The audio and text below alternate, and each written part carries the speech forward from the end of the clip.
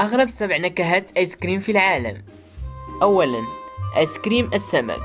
أطلق متجر آيس كريم بارلو في مدينة ويتبي الكندية مذاقا جديدا من الآيس كريم بمطعم السمك، إذ استبدل المطعم رقائق الشوكولاتة التقليدية بقطع من السمك المتغلغلة بداخل الآيس كريم. ثانيا، آيس كريم الثوم.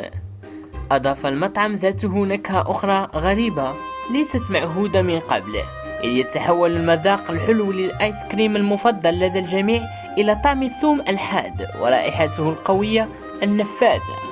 ثالثا، آيس كريم الجبن الأزرق.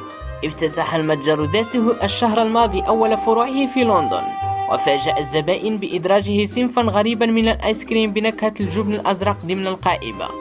ولاحظ المتجر علامات الدهشة والاستغراب التي ارتسمت على وجوه الزبائن عند اختيارهم مزيجهم المفضل. رابعا، آيس كريم البيض واللحم المقدد. لا يمكن التحدث عن آيس كريم دون الإشارة إلى مطعم هيستون بلومونتال البريطاني الأشهر في العالم، حيث يقدم المطعم آيس كريم بنكهة البيض واللحم المقدد منذ سنوات. خامسا، آيس كريم دجاج بالكاري. ولا يقتصر الأمر لدى المطعم البريطاني على البيض واللحم المقدد، إذ لديه قائمة واسعة من نكهات الآيس كريم وإبداعاته التي قد لا تروق للعديد من عشاق المثلجات المحلات. فيقدم المطعم مذاقا فريدا من الآيس كريم ممزوجا بالدجاج الكاري معا، وقد يراه البعض نوعا غريبا فيميل إلى تجربتها. سادسا، آيس كريم لحم الحصان.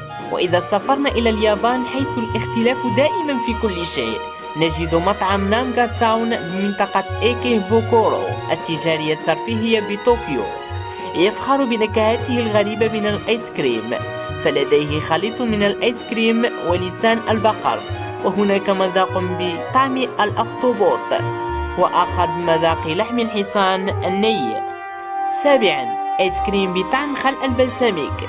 استمتع كثيرا أحد أشهر صناع الآيس كريم في روكشير بإنجلترا بطعم خليطه الجديد الذي مزج فيه الفراولة مع الخل البلسميك لينتج آيس كريم بنكهة الحلو واللاذع معا، وكانت له سابقة مع آيس كريم بالفلفل الأسود.